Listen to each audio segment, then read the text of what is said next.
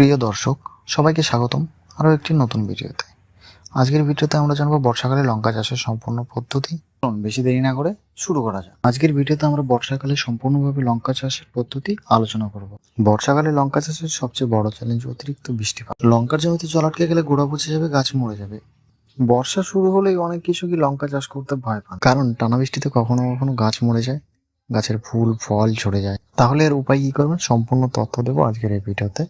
ভিডিওটি শেষ পর্যন্ত দেখুন, অবশ্যই লাভবান হবেন। বর্ষাকালে লঙ্কা চাষের জন্য সবচেয়ে গুরুত্বপূর্ণ উঁচু জমি নির্বাচন এবং ভালো নিকাশি ব্যবস্থা, কারণ কোনোভাবে জমিতে জল আটকে গেলে গাছ মরে যেতে পারে। প্রথমে জমিটি চাষ দিয়ে ভালো করে মাটি ঝুরঝুরে করে নিন। জমিতে বেড তৈরির সময় খেয়াল রাখবেন বেডগুলো যাতে উঁচু হয় এবং প্রত্যেকটা বেডের মাঝখানে ড্রেনের ব্যবস্থা রাখবেন। জমিতে ধসা রোধের জন্য ডোলোজনের ব্যবহার করতে পারেন। ডোলোজনের ব্যবহার যদি কেউ না জেনে থাকেন, ডোলোজনের ব্যবহার জানতে হলে কমেন্ট করে দেবেন, আমি কমেন্টে জানিয়ে দেবো। জমি তৈরি হয়ে গেলে চারা লাগানোর সময় জমিতে রোগমুক্ত চারা লাগাবে। চারা রোপণের সময় তো আশা করি আমাদের সবার জানা আছে বিকালের দিকে চারা লাগালে খুব ভালোভাবে বাঁচে। বর্ষার দিনে জমিতে আগাছা নিয়ন্ত্রণ একটু সমস্যাজনক হয়, আপনারা জমিতে মালচিং ব্যবহার করতে পারেন। চারা লাগানোর 15 থেকে 20 দিন পর জমিতে কিছু পরিমাণ সারের প্রয়োগ করুন, ফলে গাছের বৃদ্ধি দ্রুত হবে। বর্ষাকালে অতিরিক্ত আর্দ্রতার কারণে জমিতে ছত্রাকজনিত রোগ বা ধসা আসতে পারে, এই জন্য জমি নিয়মিত পর্যবেক্ষণ করুন। সবসময় জমিতে লক্ষ্য রাখুন, যদি কোনো গাছের পাতা হলুদ হয়ে যায়, গাছ মরে যায়, সঙ্গে সঙ্গে জমি থেকে সরিয়ে ফেলুন। আপনাদের প্রথমে একটা কথা জানিয়ে রাখি, ধসা মূলত 4 ধরনের হয় লঙ্কা গাছে। প্রথম, ড্যাম্পিং অফ। ড্যাম্পিং অফের জন্য চারার গোড়া সরু হয়ে যায় এবং চারা মারা যায়। আপনারা এই ধসা রোধের জন্য ব্যবহার করতে পারেন ক্যাপ্টেন 50, রিডোমিল গোল্ড এবং কার্বনডিজাম 50। দ্বিতীয়, ফাইটোফথেরা দশা। এই রোগের লক্ষণ, গাছের গোড়া ও কাণ্ডে কালচে বাদামি দাগ দেখা যায়, গাছ হঠাৎ নুয়ে পড়ে, পাতা ঝুলে যায়, পরে পুরো গাছ শুকিয়ে মারা যায়।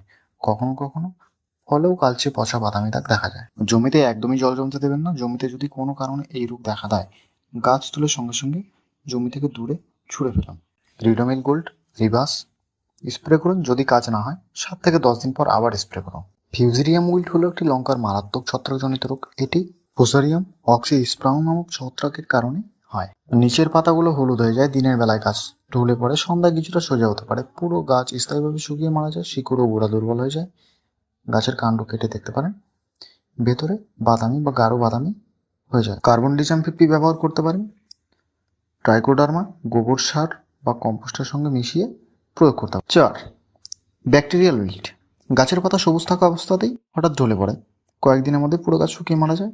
গোড়া বাইরে থেকে তেমন পচে না, দেখাও যায় না। কাণ্ড কেটে দেখতে পারেন।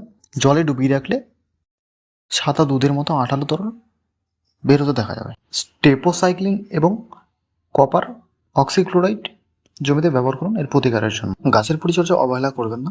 জমিতে অতিরিক্ত জল জমতে দেবেন না। জমিতে আগাছা নিয়ন্ত্রণ রাখুন। জমিতে সঠিক পরিমাণে সঠিক সময় খাদের ব্যবহার করুন।